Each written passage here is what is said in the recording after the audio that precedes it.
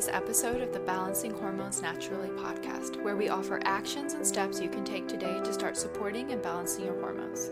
This is your podcast host, Leah Brueggemann. I am honored and excited to be your guide on your way to better understanding your hormone health and how it affects your everyday life.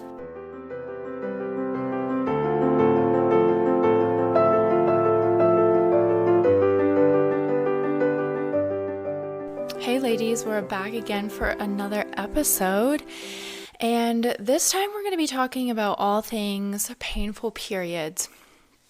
Such a popular topic because I know that I suffered with really painful periods, and I know that a lot of people come to me suffering with really painful periods because I talk about them all the time. And so let's just think back for a second to when you got your first period. Do you remember getting your first period? What was it like? I remember my first period, and I distinctly remember it because I was curled up on my mom's bed telling her that I was dying or my period cramps were that bad. And what was so funny is my mom goes, "Yeah, that's just normal. Basically, it's to prepare you for childbirth."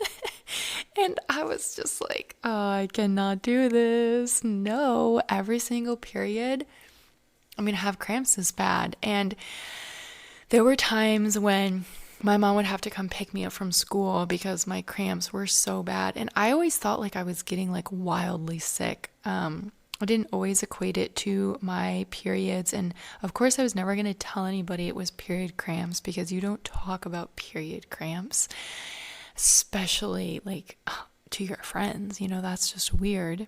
At least it was at that time.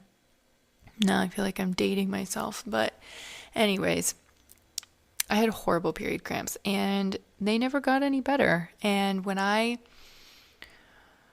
graduated college, they got to such a point where I would have taken the highest dose of Midol and I would still be throwing up from my period cramps. And I would have to call in. I was a piano teacher, and I'd have to call in because I couldn't go in and teach. And I'd be laying on the couch, and I'd have a heating pad on my stomach, and it was just horrific. I had horrible periods.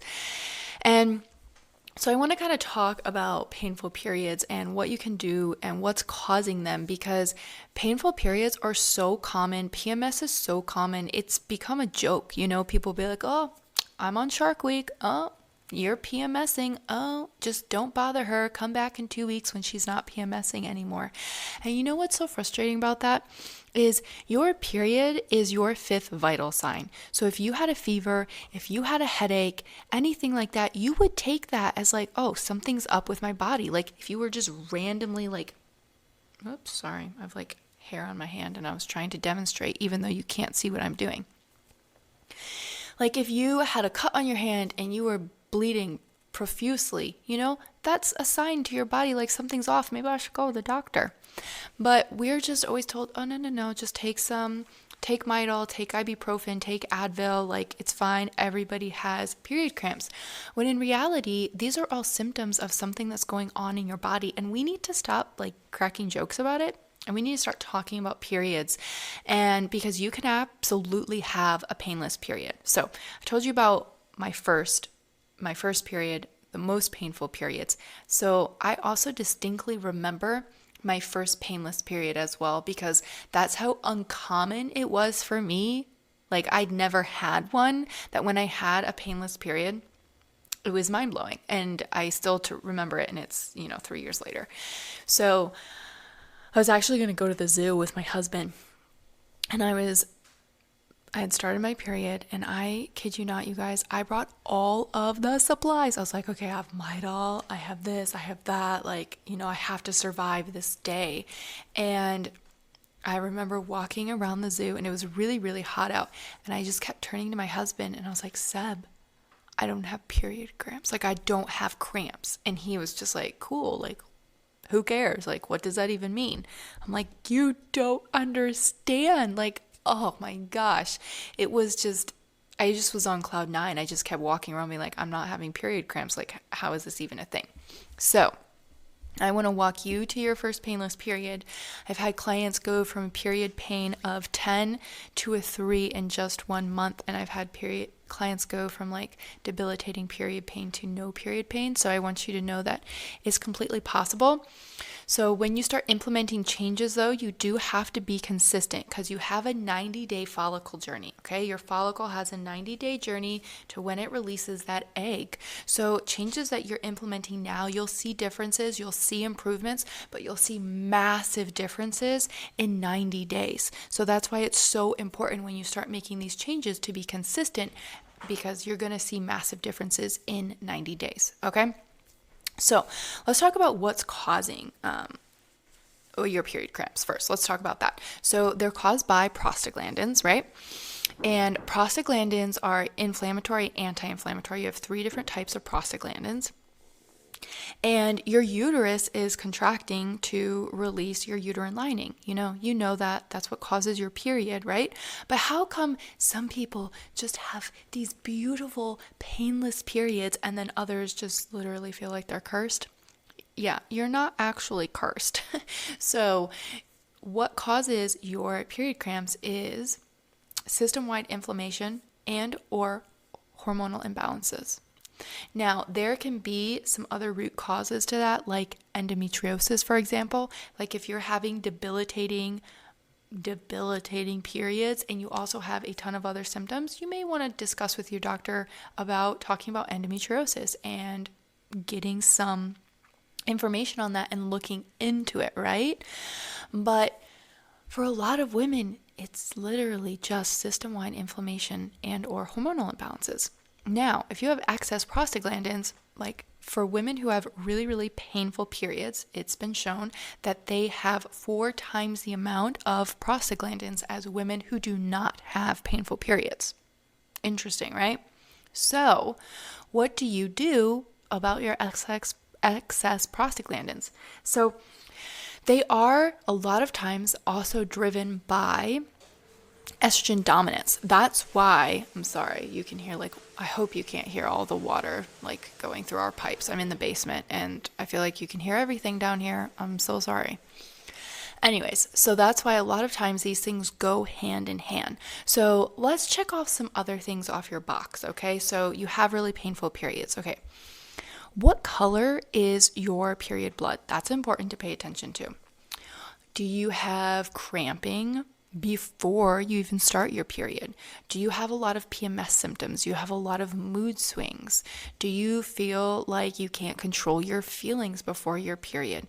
Do you have any ovulation pain? Do you get anxiety and cramping around ovulation? All of these things are going to point to different things that's going on. Remember, your period is your 5th vital sign. It's literally there to tell you all of these things about your health. That's why your menstrual cycle is so important. And we don't pay enough attention to it, I used to just think my menstrual cycle was my period and that was it. But you literally have this we are not linear creatures. Women, we have a cycle, okay?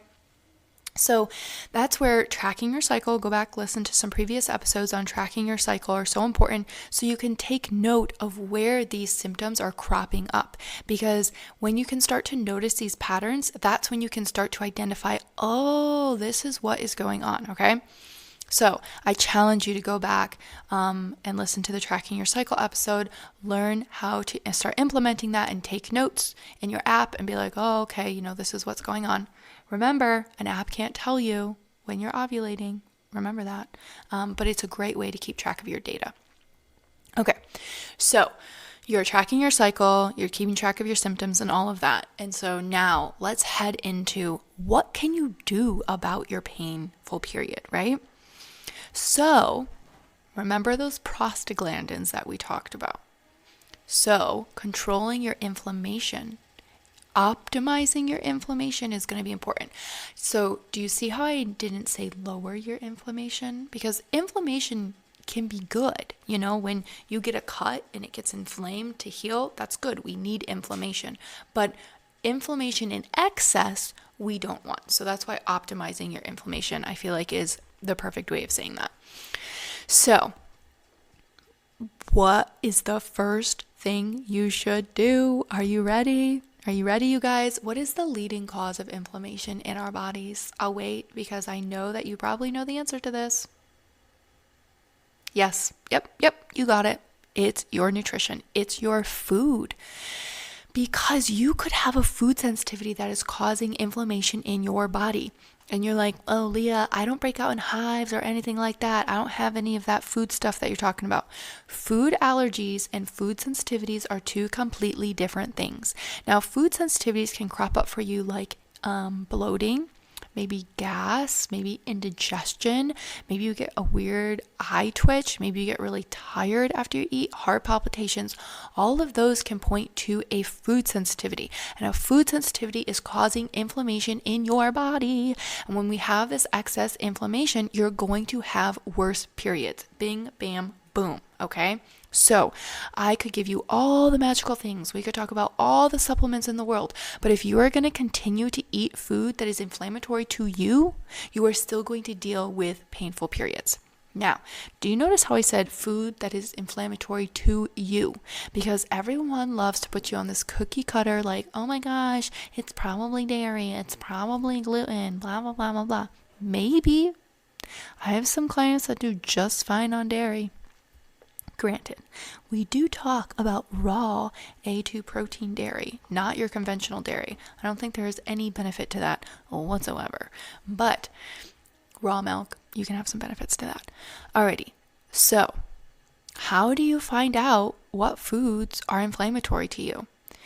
Get a food journal, you guys. The note section of your phone, get you can't see me, but get a notebook and write down your meals and write down how you feel after them. Something I always recommend to my clients is after you eat, you can comment on your bloating, your mood, and your energy. Bloating, mood, energy. And rate it on a scale of 1 to 10. And then you start to pick up a pattern of like, wow, after I ate this food, I felt really good. After I ate these foods, didn't feel that good. Now that can take a while. So something that I recommend on top of that is going through an elimination phase. I don't call it a diet. I don't really like the word diet. I love elimination phase, a healing phase. So that maybe you're cutting out foods for a temporary period of time to see how your body reacts to them. And then you slowly add them back in. And sometimes you have people that are sensitive to the weirdest things that are quote unquote healthy. And so you may go, oh, I've been eating super healthy, but I still feel like crap. Yeah, because you may not be eating to serve your body. For example, I can't have almonds. They really upset my stomach. I get super bloated from them. They cause inflammation to me. But you may do really, really well on almonds, okay? So that's where the elimination protocol is so helpful to figuring out what is going on and what is unique to you, okay? So that's where I would start. The second thing that I would do is actually start drinking red raspberry leaf tea every day.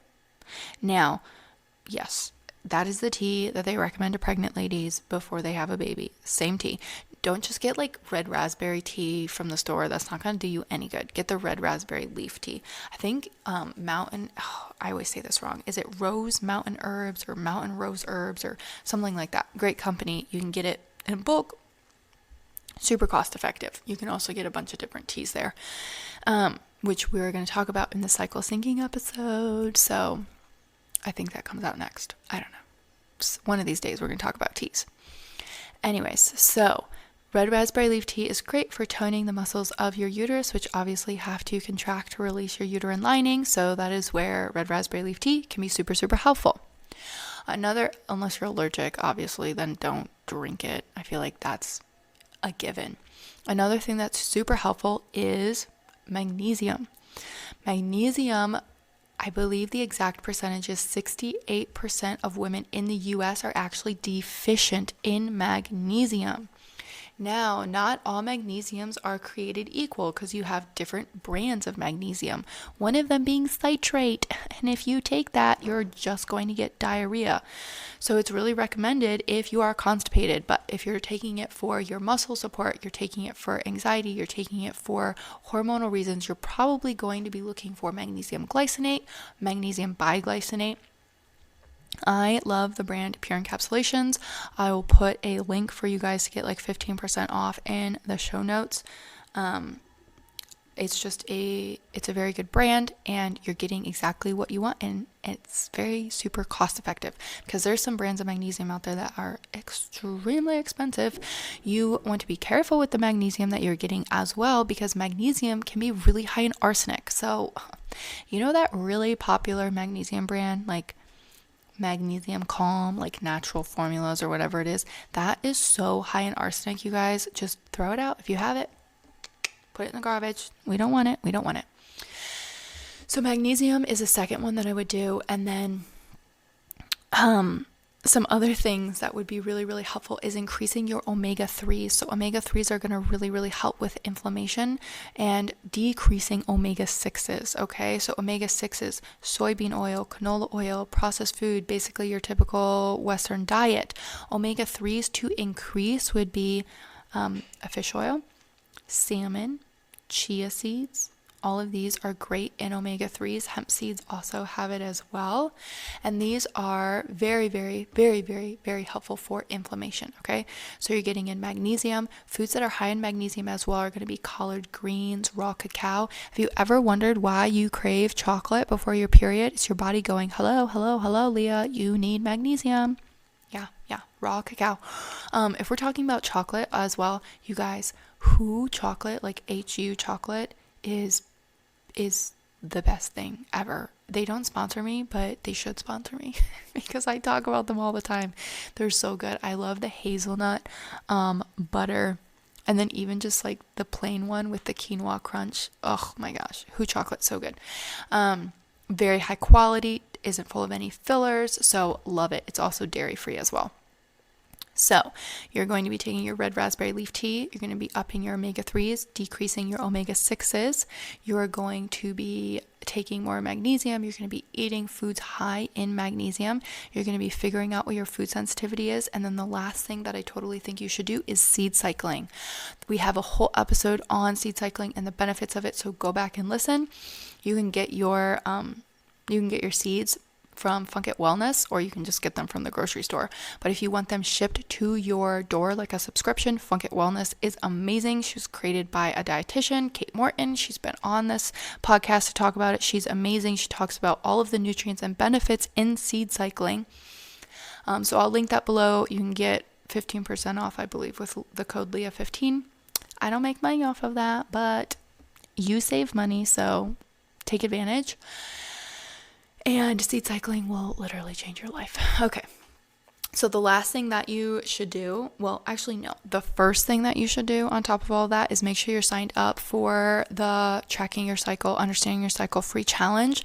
I've had so many women go through that with amazing, amazing, amazing benefits from their painful periods. This is if you have hormonal headaches, if you're dealing with acne, if you've lost your period, if you have irregular cycles, if you have crazy mood swings, you can't seem to lose weight, the free challenge is for you. I want you to go sign up. Link is down in the show notes. I want you to share it with a friend, because more people need to talk about periods so that they're not so taboo. So many of us suffer with these hormonal issues because nobody wants to talk about them. And lo and behold, you start talking about your period, and then all of a sudden all your girlfriends are like, oh my gosh, I had that too. That's so horrible. You got rid of yours. How did you do that? Share the wealth. We need to break that taboo. We need to bring that community together. So that's my 2 cents about periods. Okay, so painful periods, they suck. Start implementing. If this was really helpful, please share it with a friend, and make sure, of course, that you are signed up for the free challenge, because you want to actually start getting painless periods. Thank you for listening to today's episode of Balancing Hormones Naturally. If you found this helpful, I would love for you to share it with a friend and post it on your stories and tag Balancing Hormones Naturally podcast so we can get this message out. You can find me on Instagram at Leah_BRUEG, and I would absolutely love to hear from you.